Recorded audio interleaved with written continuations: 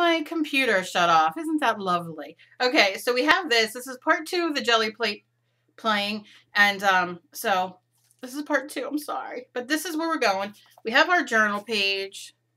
I'm going to lay it going this way first and push it down. Don't you love when your computer decides to start moving over, you know, starting over in the middle of stuff? So that's what you get with that. It's just those colors barely mixed, which I love. We can put down another stencil if we want. Let's do a flower one. Right in the middle. I'm going to take this over here and just put it on. Lift it up.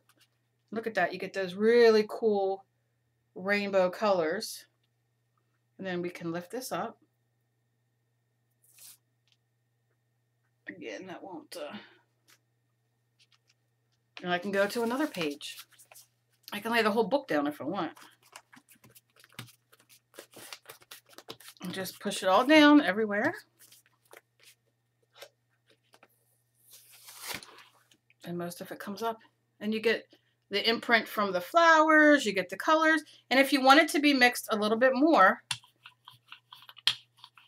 these are fairly dry, so they're not going to mix too much. But what we'll do is knock all the paint. Look at me, I'm a wild woman, wild woman. Okay. I have that. I'm going to take a different piece of paper, though. I'm going to lay this back down because it has some wet paper, wet paint on it still. And I'm just going to lay this down and lift up everything I can get.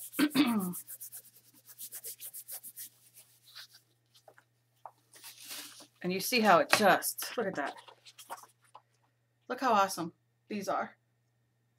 Awesome, awesome, awesome. And then we'll just pick this up.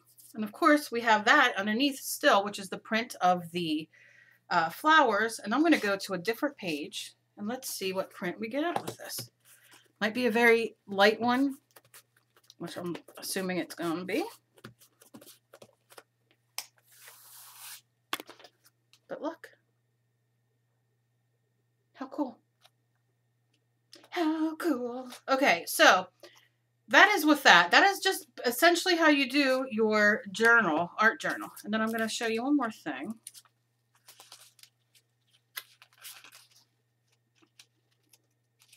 All right, so that's the first pages we did on our art journal. Let that dry. That's permanent. You can go at it and have fun, which I will. I'll do a video using these. That, which wasn't dry all the way and stuck a little bit, but it didn't do anything. And then we have this one. So you see, I did it over a drawing, but it doesn't matter because you're going to cover it. And it just adds other, more texture. So you got all these great pages for your art journal. Awesome. All right, so let me show you one more thing. Leave these dry. I like to use this for fabric as well. I love to quilt. I love to, let me show you these real quick. That's the one print we got. Look at that, how cool.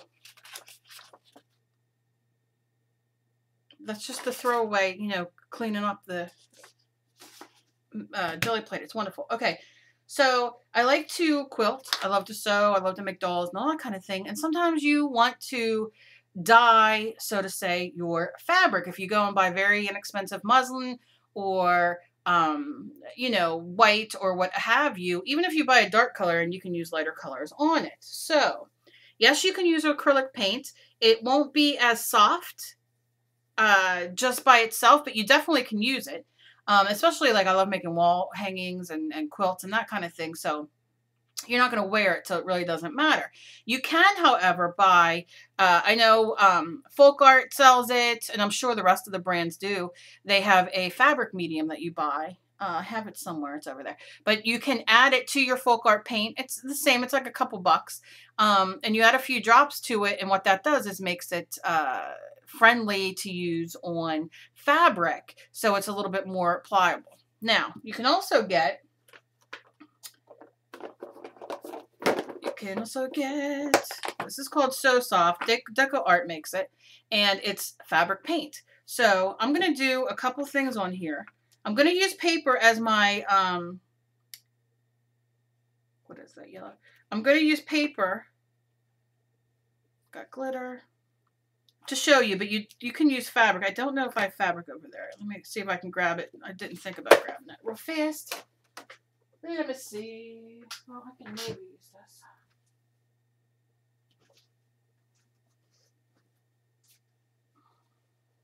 I could use the one side of this just to show you. All right, so let's do this. Let's pick a stencil. Maybe I'll just use maybe my butterfly thing. All right, so let's just use some of these. We're going to start with a lighter color, which is white, ultra white. Give it a shake because it has product in it and you want to make sure it's mixed. And then you'll just go to town. We'll do white. And we'll do some bright pink. Give it a shake.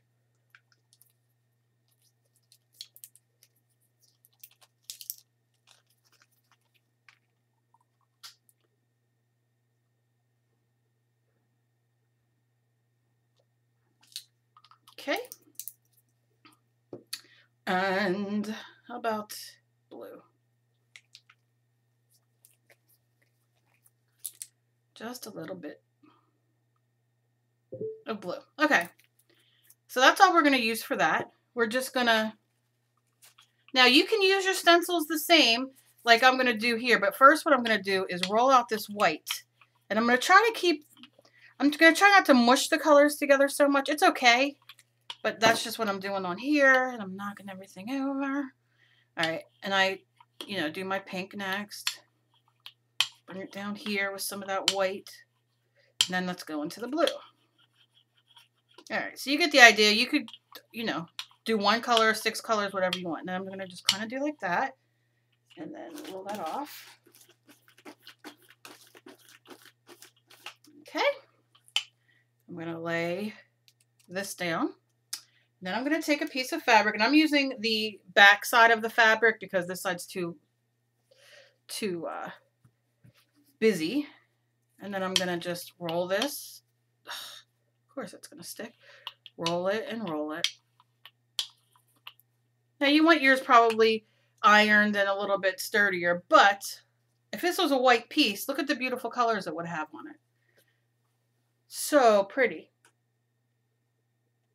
Now you just leave it dry, as the directions say, and it'll be permanent on your fabric. But look, isn't that cool? So that's how you do a fabric. It's a lot of fun. And you don't even, like I said, have to go buy new paints because you can buy the additive, which is, very inexpensive and great to do and a lot of fun to make for kids or blankets and scarves and all kinds of fun stuff. All right, put that away. Giving this the wipe. Okay. And look. Look at that. Look how pretty. That's the background. And it's picking up a lot of the stuff that I had on there before, and it's also picking up some of the strings, if you can see, that was on the fabric. Look how cool. Oh, it's so cool. And then you can lift this up. I'll set that right there. And then you could take another piece of paper, or the same paper, whatever you want. Let's go. No, I'm going to do another piece because I like that. And then do your thing. Use whatever roller system you have, or just use your hands. It doesn't matter. And lift it up. And look at that. Now you can keep that like that, or you can cut that out and use that on a mixed media piece as a wing. That's awesome. I love it. I love the colors. I love the way that texture is. Look at that. How gorgeous. Gorgeous. So that is the Gelliplate today. Very easy. You can definitely use it in your art journal. I suggest that you do. I'm not going to wipe this off. I just put, excuse me, it back on until the next time. But you definitely can use it.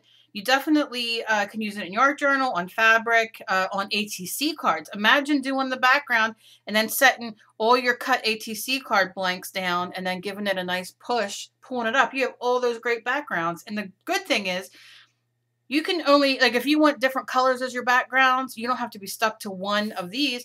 Just do certain colors up here, certain colors over here, here, here. Mix a little bit in the middle. And then when you do them, you'll have so many different colors. Oh, the stuff you can do with the Gelliplate's amazing. I will, however, use the foam in the next video, probably at the end of the week, or sometimes towards there. So we can... I can show you guys what to do with a piece of foam and get similar markings and all that kind of stuff and texture without having to buy the Gelliplate.